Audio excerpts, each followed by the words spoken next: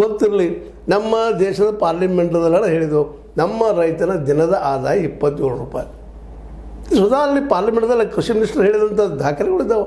ಅಂಥ ಪರಿಸ್ಥಿತಿ ತಿಂಗಳಿಗೆ 3,000, 4,000, 5,000, 6,000 ಒಳಗೆ 3,000 ಮ್ಯಾಲ ಪೇಮೆಂಟ್ ಅವ್ರು ಬೀಳುವಂಥದ್ದು. ಇಡೀ ಕುಟುಂಬಕ್ಕೆ, ಒಬ್ಬೊಬ್ಬರಿಗೆ ಅಲ್ಲ.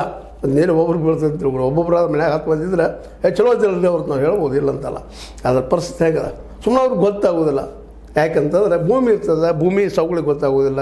ಅದು ಬರ್ತಾ ಇರ್ತದೆ, ವರ್ಷಗಳಲ್ಲಿ ಕಾಯೋದಿರ್ತದೆ, ಕಾದಾಗ ಸಾಲ ಮಾಡೋದಿರ್ತದೆ, ಸಾಲ ಮಾಡಿದ್ರೆ ಹಾಕೋದಿರ್ತದೆ.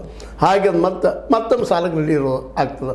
ಹೀಗಾಗಿ ಕಳೆದ 2000ರಿಂದ 2025ರವರೆಗೆ ಒಂದು ಅಂದಾಜಿನ ಪ್ರಕಾರ 55 ಲಕ್ಷ ರೈತರು ಆತ್ಮಹತ್ಯೆ ಮಾಡ್ಕೊಂಡಿದ್ದಾರೆ. ಇನ್ನೂ ಆದರೂ ಆತ್ಮಹತ್ಯೆ ಮಾಡ್ಕೊಳ್ತಾ ಇದ್ದಾರೆ ಸಾಲಕ್ಕಾಗಿ.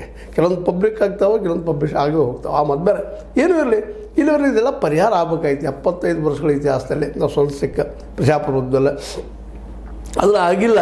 ಅದಕ್ಕೆ ಅಂಬೇಡ್ಕರ್ ಅವರು ಹೇಳ್ತಾ ಇದ್ರು, ನಾನು ರಾಜಕೀಯ ಸ್ವತಂತ್ರ ಕೊಟ್ಟಿರಿ, ಒಬ್ಬರಿಗೆ ಒಂದು ಓಟ್ ಕೊಡುವಂಥದ್ದು ಮಾಡಲಿ, ಆದರೆ ಆರ್ಥಿಕ ಸಮಾನ ತರಕ್ಕೆ ನನಗೆ ಆಗಲಿಲ್ಲ ಅಂತೇಳಿ. ಯಾಕೆ ಇಲ್ಲಿ ವ್ಯವಸ್ಥೆ ಆ ರೀತಿ ಮಾಡಿ ಹೋಗಿಬಿಟ್ರಿ ಅದನ್ನು. ಇಲ್ಲಿ ಬುದ್ಧಿವಂತ ವರ್ಗ, ಜಾಣರು, ಅವ್ರನ್ನ ಇವರಂತ ಹೇಳೋದಿಲ್ಲ, ಎಲ್ಲ ಜಾತಿ ಧರ್ಮಗಳಲ್ಲಿ ಇದ್ದಾರೆ ಅವರು ಬುದ್ಧಿವಂತ ಜನ. ಅವ್ರು ತಮಗೆ ಬೇಕಾದ ವ್ಯವಸ್ಥೆ ಮಾಡ್ಕೊಂಡು ನಾವು ಆರಾಮಿದ್ರೆ ಸಾಕಪ್ಪ, ಊರು ಸಾವಿರ ನಮಗೇನು ಮಾಡೋದು ಅಂತೇಳಿ ಇವ್ರು ಎಷ್ಟು ಬದುಕೋದಕ್ಕೆ ಬಿಟ್ಟೆ. ಈ ಜೋರಾಗಿ ಹುಲಿ ಮ್ಯಾಲೆ ಬರ್ತಿರ್ತದೆ, ಒಂದು ತುಂಡು ಏನೋ ಹೋಗಿ ಬಿಡೋದು, ಅಲ್ಲಿ ತಿಳ್ಕೊಂಡು ನಿಂತು ಬಿಡ್ತದೆ. ಅದು ಅಷ್ಟು ಮಾಡ್ಕೊಂಡು ತಮ್ಮ ಆಡಳಿತ ನಡೆಸ್ಕೊಂಡು ಹೊರಟಿದ್ದಾರೆ. ಇದು ನಿಮಗೆ ಗೊತ್ತಿದ್ದ ವಿಷಯ ಇರೋದು.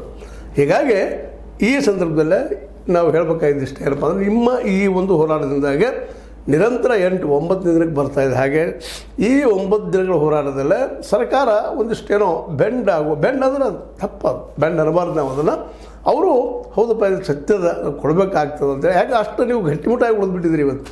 ನಿಮ್ಮ ಸ್ಟೇಜನ್ನು ಬಿಟ್ಟು ಕೊಡ್ತಾ ಇಲ್ಲ ನಾವು ಹೇಳುವುದೇ ಇಲ್ಲ ನಿಮ್ಮ ಜೊತೆಗೆ ಬರೋದಿಲ್ಲ. ಇದು ಭಾಳ ಒಳ್ಳೆಯ ನಿರ್ಧಾರ. ನಾವು ನಿಮ್ಮನ್ನ 4 ಗೋಡೆಗಳ ಮಧ್ಯದಲ್ಲಿ ಬಂದು ಕುಳಿತು ಮಾತಾಡೋದಿಲ್ಲ, ಕರೆಕ್ಟ್ ಅದು. ಯಾಕಂದ್ರೆ ಅಲ್ಲಿ ಏನೇನೋ ಮಾಡ್ತಾರೆ, ಒಂದು 10-20 ಮಂದಿ ಬುದ್ಧಿವಂತ ಇರ್ತಾರೆ ರೈತರಲ್ಲೇ. ಅವ್ರಿಗೂ ಅನ್ನಿಸ್ತದೆ ನಾವ್ಯಾಕೆ ಕೆಟ್ಟ ಆಗಬೇಕಾಗಿದೆ ಎಲ್ಲ